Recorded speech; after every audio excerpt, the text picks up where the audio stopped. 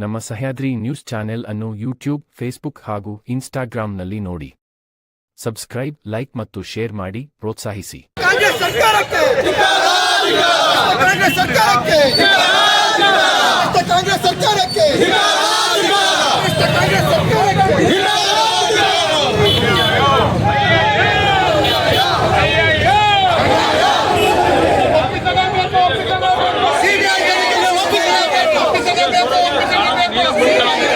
ಡಿ.ಕೆ. ಶಿವಕುಮಾರ್ ಅವರನ್ನ ಸಂಪುಟದಿಂದ ಕೈಬಿಡಬೇಕು.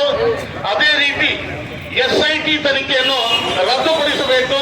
ಅದು ಕೇವಲ ರಾಜ್ಯ ಸರ್ಕಾರದ ಕೈಗೊಂಬೆಯಾಗಿದೆ.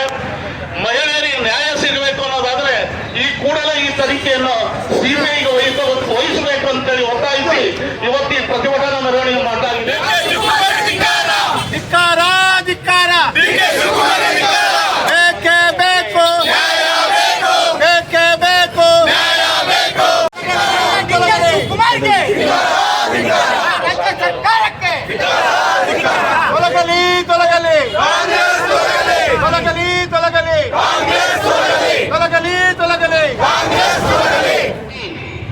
ನೇಮಕ ಮಾಡಿದ್ರು.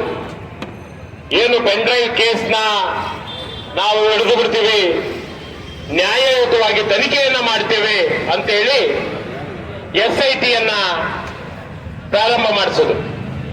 SIT ಮುಖಾಂತರ ಅಪರಾಧಿಗಳನ್ನ ಹಿಡಿತೀವಿ ಅಂತೇಳಿ ಪ್ರಾರಂಭ ಮಾಡಿದ್ರು.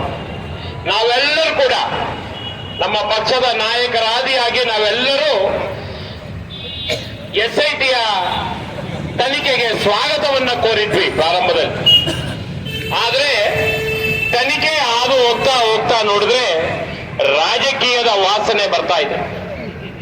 ಯಾರು ಪ್ರಮುಖ ನಾಯಕರುಗಳನ್ನ ಶಿಕ್ಷಿಸುವಂತ, ಅಲ್ಲ ಸಲ್ಲದವರನ್ನ ಈ ಕೇಸ್ನಲ್ಲಿ ತರುವಂತ ಕೆಲಸ SIT ಅಧಿಕಾರಿಗಳಿಂದ ಈ ಕಾಂಗ್ರೆಸ್ ಪಕ್ಷ ಮಾಡ್ತಾ ಇರುವಂತ ಕೆಲಸ ಬಟ್ಟ ಬಯಲಾಗಿದೆ. ನಿನ್ನೆ ದಿವಸ ಮ್ಯಾಜಿಸ್ಟ್ರೇಟ್ರೇ ಕೇಳಿದ ಹಾಗೆ ಇನ್ನು ಮುಂದಿನ ದಿನಗಳಲ್ಲಿ SIT ಅವರು ಯಾರ್ಯಾರನ್ನ ಕರ್ಕೊಂಡೋಗಿ ನಿಲ್ಲಿಸ್ತಾರೋ ಅವರಿಗೆಲ್ಲ ನ್ಯಾಯಾಲಯ ಛೀಮಾರಿ ಆಗ್ತದೆ ಮುಂದಿನ ದಿನಗಳಲ್ಲಿ. ಇದನ್ನೆಲ್ಲ ನೋಡಿ ಇದು ಸರಿಯಾದ ರೀತಿಯಲ್ಲಿ ತನಿಖೆ ಸಾಗ್ತಾ ಇಲ್ಲ. ಇದಕ್ಕೋಸ್ಕರ ನಾವೆಲ್ಲರೂ ಕೂಡ ಸೇರಿ ಒತ್ತಾಯವನ್ನ ಮಾಡ್ತಾ ಇದ್ದೀವಿ.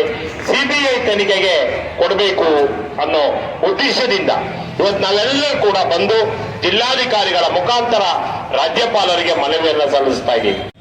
ಮಹಿಳೆಯರ ಮಾನಹಾನಿಗೆ ಕಾರಣವಾಗಿರುವ ಅಶ್ಲೀಲ ವಿಡಿಯೋಗಳ ಹಂಚಿಕೆ ಮಾಡುವುದನ್ನು ತಡೆಯಲು ರಾಜ್ಯ ಸರ್ಕಾರ ಸಂಪೂರ್ಣ ವಿಫಲವಾಗಿದೆ. ಪ್ರಕರಣದಲ್ಲಿ ನೊಂದಿರುವ ಮಹಿಳೆಯರಿಗೆ ಇದರಿಂದ ಬಹಳ ದಯವಿಟ್ಟು ರಾಜಭವನಕ್ಕೆ ಕಳಿಸಿಕೊಡಬೇಕು ನಮ್ಮ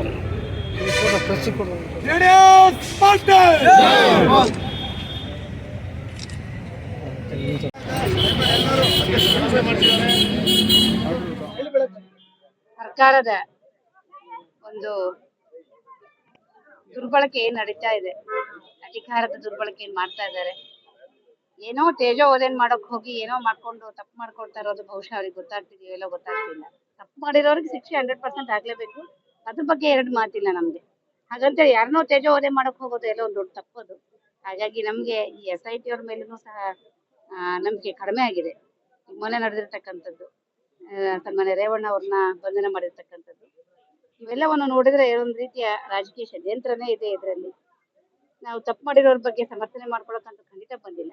ಅವರು ಒಬ್ರು ಮಾಡಿರ್ತಕ್ಕಂಥ ತಪ್ಪನ್ನ ಯಾರು ಸಮರ್ಥನೆ ಮಾಡ್ಕೊಳಕ್ ಸಾಧ್ಯ ಇಲ್ಲದ ವಿಚಾರ. ಹಾಗಂತ ಹೇಳಿ ಅದನ್ನು ಉಪಯೋಗಿಸ್ಕೊಂಡು ತುಂಬಾ ದೊಡ್ಡ ಮಟ್ಟದ ದೊಡ್ಡ ಪ್ರಮಾಣದ ಒಂದು ಷಡ್ಯಂತ್ರ ಮಾಡ್ತಕ್ಕಂಥದ್ದು ರಾಜ್ಯ ಸರ್ಕಾರದ ಜನತೆಗೆ ಅಲ್ಲ. ಇದು ಅವ್ರು ಮಾಡ್ತಕ್ಕಂಥ ತುಂಬಾ ದೊಡ್ಡ ತಪ್ಪು. ನಮ್ಮ ಕರ್ನಾಟಕದಿಂದ ನಮ್ಮ ದೇಶಕ್ಕೆ ಪ್ರಧಾನಿಯನ್ನು ಕೊಟ್ಟಿರ್ತಕ್ಕಂಥ ರಾಜ್ಯ ನಮ್ದು. ಆ ಹೆಮ್ಮೆನೂ ಸಹ ಇದನ್ನು ಸಹ ಅವರು ನೆನಪಾಗ್ಬಿಟ್ಟಿದ್ದಾರೆ.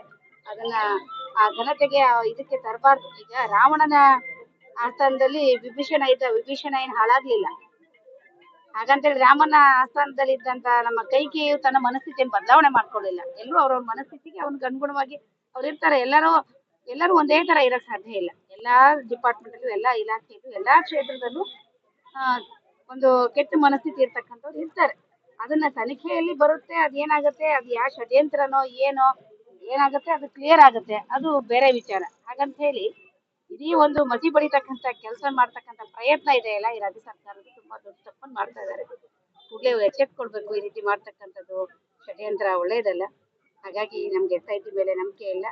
ನಾವು ಸಿಬಿಐನ ಈ ಕೇಸ್ನ ಹ್ಯಾಂಡ್ ಓವರ್ ಮಾಡಲಿ, ಸಿಬಿಐ ಇದರ ಸಂಪೂರ್ಣ ತನಿಖೆಯನ್ನು ಮಾಡಿ ವರದಿಯನ್ನು ಕೊಟ್ಟು ತಪ್ಪಿತಸ್ಥರು ಯಾರಿದ್ದಾರೆ ಅದ್ರ ಮೇಲೆ ಕ್ರಮ ಕೈಗೊಳ್ಳಿ ಅಂತ ಹೇಳಕ್ ನಾವು ಹೇಳ್ತಾ, ಇವತ್ತು ನಮ್ಮ ರಾಜ್ಯ ಸರ್ಕಾರದ್ದು ನಮ್ಮ ರಾಜ್ಯಾಧ್ಯಕ್ಷರು, ನಮ್ಮ ಕೋರ್ ಕಮಿಟಿ ಅಧ್ಯಕ್ಷರು ಎಲ್ಲ ನಮ್ಮ ಶಾಸಕರೆಲ್ಲರ ನೇತೃತ್ವದಲ್ಲಿ ನಾವು ರಾಜ್ಯಪಾಲರಿಗೆ ಹೋಗಿ ಮನವಿಯನ್ನು ಸಹ ಸಲ್ಲಿಸ್ಕೊಂಡಿದ್ದೀವಿ ಕಳೆದ ವಾರದಲ್ಲಿ. ರಾಜ್ಯಪಾಲರಿಗೂ ಸಿಬಿಐಗೆ ಕೊಡ್ಬೇಕು ಇದನ್ನ ಈ ಹಗರಣನ ಅಂತ ಹೇಳಿ. ಹಾಗಾಗಿ ನಮ್ಗೆ ನಂಬಿಕೆ ಇದೆ ಎಲ್ಲೋ ಒಂದ್ ಕಡೆಗೆ ಈ ವಿಚಾರದಲ್ಲಿ ಸೂಕ್ತವಾದ ತನಿಖೆಯಾಗಿ ಯಾರಿಗೆ ನ್ಯಾಯ ದೊರಕಬೇಕು ಅವ್ರಿಗೆ ನ್ಯಾಯ ಅಂತ ದೊರಕುತ್ತೆ. ಆದ್ರೆ ಈ ರೀತಿ ಷಡ್ಯಂತ್ರಗಳನ್ನು ಮಾಡೋದು ಸರ್ಕಾರ ಕೂಡಲೇ ನಿಲ್ಲಿಸ್ಬೇಕು.